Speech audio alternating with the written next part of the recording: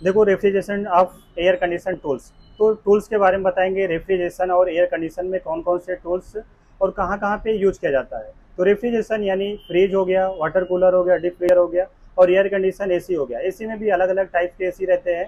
हम आज टूल्स के बारे में बताएंगे कौन से टूल्स का कहाँ पे यूज किया जाता है। यहाँ पे दिख रहा है क्लाइम मीटर। तो क्लाइम मीटर भी एक फ्लेयरिंग टूल्स है, चार्जिंग लाइन है, हाई प्रेशर गेज है, लो प्रेशर गेज है, वैक्यूम पंप है, स्प्रिंग पाइप बेंडर है, एडजस्टेबल स्पैनर है, कैपिलरी ट्यूब गेज है, सिलेंडर की है, फाइल है, स्क्रू ड्राइवर है। तो ये बहुत सारे टूल्स के बारे में दिया हुआ है। तो इस टूल्स का प्रॉपर यूज कहाँ पे करना है उसके बारे में बताएंगे। तो अभी यहाँ पे देखें, ये जो है टूल्स, यहाँ पे क्लाइम मीटर। तो क्लाइम मीटर जो रहता है ये एसी रेफ्रिजरेशन में, इलेक्ट्रिकल में बहुत से ज़्यादा जगह पे यूज किया जाता है। जैसे क्लाइम मीटर के द्वारा हम क्या कर सकते हैं, एसी पावर चेक करना है, डीसी पावर चेक करना है, करंट देखना है, कंटिन्यूटी देखना है, एम्पियर देखना है, तो हम इस क्लाइम मीटर के द्वारा ये यूज कर सकते हैं। अभी एसी कितना एम्पियर ले रहा है तो हम ये क्लाइम मीटर के द्वारा चेक कर सकते हैं। वोल्टेज कितना आ रहा है क्लाइम मीटर के द्वारा चेक कर सकते हैं। कोई भी कंपोनेंट्स खराब हो गया है, जैसे फैन मोटर हो गया, कंप्रेसर हो गया, रिले हो गया, ओवरलोड हो गया, तो इस क्लाइम मीटर के द्वारा हम यूज कर सकते हैं, टेस्टिंग कर सकते हैं। तो फिर नेक्स्ट आता है फ्लेयरिंग टूल्स। फ्लेयरिंग टूल्स जो होता है एसी रेफ्रिजरेटर में बहुत इंपॉर्टेंट है, क्योंकि आपको रिपेयरिंग करना है, स्विचिंग करना है, फ्लेयरिंग करना है, तो ये फ्लेयरिंग और स्विचिंग टूल्स बहुत ज़रूरी है। फ्लेयरिंग टूल्स और स्विचिंग टूल्स हर जगह पे यूज किया जाता है। इसमें जो पाइप रहते हैं, अलग अलग साइज का पाइप आता है। कॉपर की पाइप को अधिकतर फ्लेयर किया जाता है। जैसे साइज की बात करेंगे, 1/4 का साइज आता है, हाफ का आता है, 3/8 का आता है, 5 का आता है, 5/16 आता है। बहुत साइज के, अलग अलग साइज के फ्लेयरिंग टूल्स में हम फ्लेयर कर सकते हैं, और इसी फ्लेयरिंग टूल्स के द्वारा हम स्विचिंग भी कर सकते हैं। स्विचिंग जो रहता है ये अलग अलग टाइप्स के रहते हैं स्विचिंग। तो हम अलग अलग पाइप को स्विचिंग भी कर सकते हैं, जो पाइप का साइज भी अलग अलग रहता है स्विचिंग करने के लिए। नेक्स्ट आता है चार्जिंग लाइन। चार्जिंग लाइन जो रहता है, हम चार्जिंग लाइन के द्वारा फ्रिज में या एसी में गैस चार्जिंग कर सकते हैं। गैस चार्जिंग करना है या हम किस फ्रिज में ऑयल चार्ज करना है, तो इस चार्जिंग लाइन के द्वारा हम ऑयल चार्ज करना या गैस चार्जिंग करना या वैक्यूम करना, इसी के द्वारा हम कर सकते हैं। नेक्स्ट जो है ये पाइप बेंडर। पाइप बेंडर के द्वारा अगर हमको पाइप को एल मारना है, यू मारना है या एस मारना है, तो हम ये पुल्ली ट्यूब बेंडर का यूज करेंगे। पुल्ली ट्यूब बेंडर से पाइप क्या होता है, पिंच नहीं होता है, जिससे मेरा पाइप सेफ रहता है और पाइप जो रहता है अच्छी तरीके से बेंड हो जाता है। High pressure gauge. High pressure gauge जो रहता है ये पंपिंग चेक करने के लिए रहता है। कंप्रेसर में पंपिंग कितना है, ऐसे रोटरी कंप्रेसर की पंपिंग देखेंगे तो जो पंपिंग रहता है 400, 450, 500 तक रहना चाहिए। अगर इससे कम है, 200 है, 300 है, तो कंप्रेसर क्या है, आपका डेड है, यानी खराब है। लो प्रेशर गेज के द्वारा हमको वैक्यूम करना है या गैस चार्जिंग करना है, तो लो प्रेशर गेज के द्वारा हम वैक्यूम या गैस चार्जिंग कर सकते हैं। नेक्स्ट है वैक्यूम पंप। वैक्यूम पंप जो है, हमको एसी में, फ्रिज में गैस चार्जिंग करने से पहले वैक्यूम किया जाता है। वैक्यूम करना बहुत ज़रूरी है। वैक्यूम यानी उसके अंदर जो भी मॉइस्चर रहता है, एटमॉस्फेरिक प्रेशर रहता है, उसको पूरी तरह से क्लीन कर लिया जाता है, यानी कि क्या, पूरी तरह से उसको साफ कर लिया जाता है। अगर आप वैक्यूम नहीं करेंगे, गैस चार्जिंग कर देंगे, तो वैक्यूम क्या होगा, अंदर का प्रेशर जो रहेगा अपना जगह लेके चलेगा, जिसमें कूलिंग पे इफेक्ट, एम्पियर पे इफेक्ट, ये सारी चीज़ें प्रॉब्लम क्रिएट होने लगेगी। Next spring tube bender. Spring tube bender के द्वारा हम बड़े जो पाइप रहते हैं, हाफ का हो गया पाइप, 1/4 का, 3/8 का, 5/16, 1/16, अलग अलग साइज के जो पाइप आते हैं, ये पाइप बेंडर के द्वारा हम पाइप को बेंड कर सकते हैं। इससे क्या होएगा, आपका पाइप पिंच नहीं होएगा, जिससे रेफ्रिजरेंट सर्कुलेशन परफेक्ट रहेगा। Adjustable spanner. एडजस्टेबल स्पैनर का भी यूज किया जाता है। जैसे आप एसी को इंस्टॉलेशन करने गए, तो एसी इंस्टॉलेशन में वहाँ पे फ्लेयरिंग टूल्स, फ्लेयर नट लगा रहता है। फ्लेयर नट जो रहता है हाफ का रहता है, 3/8 का रहता है, 5/8 का रहता है, अलग अलग साइज का रहता है। तो एडजस्टेबल स्पैनर इसलिए बोला जाता है क्योंकि इसको हम एडजस्टमेंट कर सकते हैं, अलग अलग साइज को हम इसको बना सकते हैं। यह है कैपिलरी गेज, यानी कैपिलरी ट्यूब का साइज चेक करने के लिए। कैपिलरी जो रहता है फ्रिज में लगता है, एसी में लगता है, विंडो एसी हो गया, स्प्लिट एसी हो गया, हर एसी में, फ्रिज में कैपिलरी ट्यूब लगता है। तो कैपिलरी का साइज मालूम नहीं है वो कितने गेज का है, तो हम इसको कैपिलरी गेज के द्वारा हम मालूम कर सकते हैं। जैसे यहाँ पे लिखा रहता है 31, 316, 40, 44, 50, 55, अलग अलग साइज के कैपिलरी ट्यूब रहता है। इस तरह से हम कैपिलरी गेज के द्वारा कैपिलरी ट्यूब का साइज मालूम कर सकते हैं। फिर आता है सिलेंडर की। सिलेंडर की यानी आपका जो गैस का बाटला रहता है उस पर लॉक रहता है, यानी की लगा रहता है। तो ये सिलेंडर की के द्वारा हम उसको गैस को खोल सकते, ओपन कर सकते, बंद कर सकते, इस तरह से हम इसका यूज कर सकते हैं। मेजरमेंट टेप, यानी आपको एसी इंस्टॉलेशन करना है या पाइप का साइज लेना है, कैपिलरी ट्यूब का साइज लेना है या रूम का साइज लेना है, तो मेजर टेप के द्वारा हम रूम का साइज, फ्रिज का साइज, यानी मेजरमेंट इसके द्वारा हम कर सकते हैं।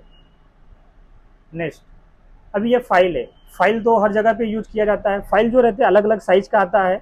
तो फाइल जो रहता है, पाइप को जब हम कटिंग करते तो उसको प्लॉट करने के लिए या लेवल करने के लिए या उसको ग्रेंड जो रहते हैं उसको खत्म करने के लिए फाइल का यूज किया जाता है। स्क्रू ड्राइवर तो इलेक्ट्रिकल में, एसी में, इलेक्ट्रॉनिक्स में, मोबाइल रिपेयरिंग में सबको यूज आता है। स्क्रू ड्राइवर यानी स्क्रू खोलने के लिए यूज किया जाता है। ओपन एंड डबल स्पैनर भी बहुत सारी जगह पे यूज किया जाता है। एसी में भी काम आता है, इलेक्ट्रिकल में भी काम आता है। इस टूल्स के द्वारा हम अलग अलग साइज के जो नट रहते हैं उसको हम खोल सकते हैं और टाइट भी कर सकते हैं।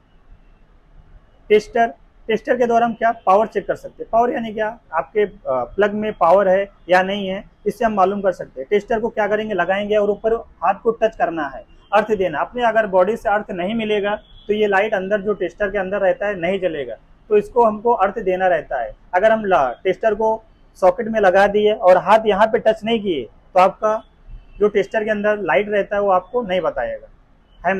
हैमर के अभी बहुत सारी जगह पे यूज किए जाते हैं। जैसे एसी इंस्टॉलेशन करना, तो जब करने के लिए जाते हैं तो अधिकतर यूज करना पड़ता है। लेबल बॉटल जो होता है, इससे हम क्या करते हैं, एसी इंस्टॉलेशन करने के लिए जब जाते हैं तो इसका जो प्लेट लगाते हैं इंडोर का, तो इसका हम साइज देखते हैं, परफेक्ट साइज है या नहीं है, या कम है या ज़्यादा है। जिस तरह से ड्रेन पाइप रहता है उस तरह से क्या करते हैं, थोड़ा सा हम डिम कर देते हैं, यानी थोड़ा सा हम उसका mm में कुछ एक आधा इंच की तरफ, थोड़ा आधा इंच की तरफ इसको हम थोड़ा अलग फ्लोर बना देते हैं ताकि पानी पूरी तरीके से, अच्छे तरीके से क्या हो जाए, पानी ड्रेन हो जाए। हेक्सा ब्लेड के द्वारा हम क्या पाइप को कटिंग कर सकते हैं। 1/4 की साइज है, बहुत अलग अलग साइज की पाइप रहता है। पाइप को कटिंग करने के लिए यूज किया जाता है। कॉपर की पाइप हो या लोखंड की पाइप हो या एल्युमिनियम की पाइप हो, तो एक्सो ब्लेड के द्वारा हम पाइप को पूरी तरीके से कटिंग कर सकते हैं।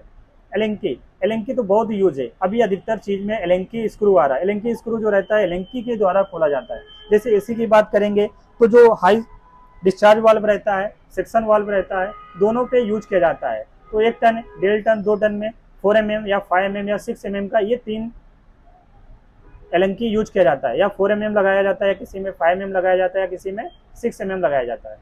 ब्लू लाइन का यूज, हम 2 पाइप को ज्वाइन करना है या ब्रेजिंग करना है, ब्रेजिंग करने के लिए ब्लू लाइन का यूज किया जाता है। ये जो ऊपर का पॉइंट रहता है इसे हम नोजल बोलते हैं, जो नीचे रहता है ये गैस का रहता है। एलपीजी रहता है, एलपीजी यानी लिक्विफाइड पेट्रोलियम गैस, जो अलग अलग टाइप्स के रहते हैं। नोजल भी अलग अलग साइज का भी आता है, अलग अलग टाइप्स के भी आते हैं। ये R134 गैस, R134A यानी क्या है, गैस है। इस गैस में फ्रिज में गैस चार्ज किया जाता है। फ्रिज में गैस चाहिए, ये गैस चार्ज करने के बाद फ्रिज में कूलिंग होने लगता है। R22 ये 22 नंबर गैस है। ये एसी में अधिकतर गैस चार्ज किया जाता है। अभी तो एसी में बहुत सारे गैस आ गए हैं, जैसे अभी 22 नंबर आ गया है, 32 नंबर आ गया है, 290, 410, बहुत सारे गैस मार्केट में अभी अवेलेबल है।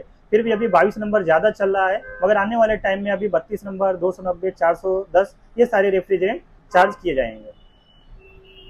ये आपका जेट वाशर पंप है, यानी आपको एसी सर्विसिंग करना है तो इस जेट पंप के द्वारा हम सर्विसिंग कर सकते हैं। जो जेट पंप के द्वारा सर्विस करते हैं, एसी में जो सर्विसिंग का रहता है तो हर साल में कम से कम 2 से 3 बार सर्विसिंग करना बहुत ज़रूरी है। तो जेट पंप यानी प्रेशर के द्वारा सर्विस करता है। कंडेंसर में सर्विस कर सकते हैं, अंदर को जो इनडोर रहता है उसको पूरी तरह से सर्विसिंग कर सकते हैं। इसका जो प्रेशर का स्पीड रहता है बहुत ज़्यादा रहता है, इस तरह से हम जेट पंप का यूज करते हैं।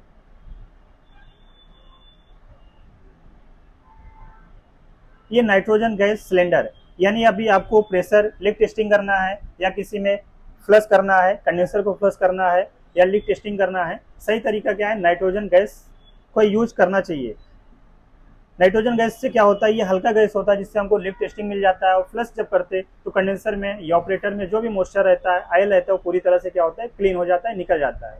एयर ब्लोअर भी जब एसी सर्विस करने जाते हैं तो एयर ब्लोअर का भी यूज किया जाता है। इसका जो स्पीड होता है, आरपीएम होता है, बहुत अधिक होता है, यानी 2500 से लेकर 3000 आरपीएम तक रहता है। यानी 1 मिनट में इतना स्पीड ये घूमता है। यानी कोई भी चीज़ आप सर्विस कर लिए, उसको सुखाना है या उसके डस्ट को निकालना है तो एयर ब्लोअर का हम यूज़ करते हैं। तो एयर ब्लोअर भी बहुत मस्ट है, एसी सर्विसिंग करने के लिए जब जाते हैं तो एयर ब्लोअर का भी यूज़ करना पड़ता है। Refrigerant recovery machine, refrigerant recovery machine यानी कोई बड़े एसी में गैस आप चार्ज कर दिए और उसका कंप्रेसर खराब हो गया, तो इस रेफ्रिजरेंट रिकवरी मशीन के द्वारा गैस को पूरा रिकवर किया जाता है, यानी दूसरे बाटले में स्टोरेज कर सकते और कंप्रेसर रिपेयरिंग करने के बाद या कंप्रेसर चेंज करने के बाद दोबारा उसमें हम फिर गैस चार्ज कर सकते हैं। यानी इसके द्वारा क्या होएगा, आपका रेफ्रिजरेंट रिकवरी हो जाएगा, यानी आपका गैस वेस्ट नहीं जाएगा। इसी मशीन का बड़े बड़े प्लांटों में यूज किया जाता है, जैसे आइस प्लांट हुआ, कोल्ड स्टोरेज हुआ, फिश प्लांट हुआ, क्योंकि बड़े प्लांटों में वहाँ पे गैस जो रहता है अधिक चार्ज किया जाता है। तो इस गैस रेफ्रिजरेंट रिकवरी मशीन के द्वारा हम गैस को रिकवर कर सकते हैं। ट्यूब कटर, ट्यूब कटर के द्वारा हम पाइप को कटिंग कर सकते हैं। अभी कॉपर की पाइप एसी में, फ्रिज में अधिकतर पाइप यूज किया जाता है जो अलग अलग साइज के रहते हैं, तो ट्यूब कटर के द्वारा हम पाइप को कट कर सकते हैं। इससे क्या होता है, एकदम स्लिम कट जाता है। कॉम्बिनेशन प्लायर, कॉम्बिनेशन प्लायर यानी कॉम्बिनेशन इंसुलेटेड प्लायर, इसे लोग पक्कड़ भी बोलते हैं। तो इससे क्या करता है, हमको वायर को कटिंग करना है या ट्विस्ट मारना है, ज्वाइन करना है, तो कॉम्बिनेशन प्लायर का हम यूज कर सकते हैं। नोज प्लायर, नोज प्लायर के भी बहुत सारी जगह पे यूज किया जाता है। वायर को कटिंग करना है, वायर को छीलना है, ट्विस्ट मारना है, बहुत सारी जगह पे यूज किया जाता है। तो इस तरह के जो अलग अलग टूल्स है, टूल्स के बारे में मालूम होना बहुत जरूरी है। जैसे अलग अलग टूल्स है, वैक्यूम पंप हो गया, तो ये अलग अलग टूल्स के बारे में मालूम होना चाहिए, क्योंकि अगर एसी रेफ्रिजरेशन का आप काम करें तो टूल्स के बारे में नॉलेज होना बहुत जरूरी है।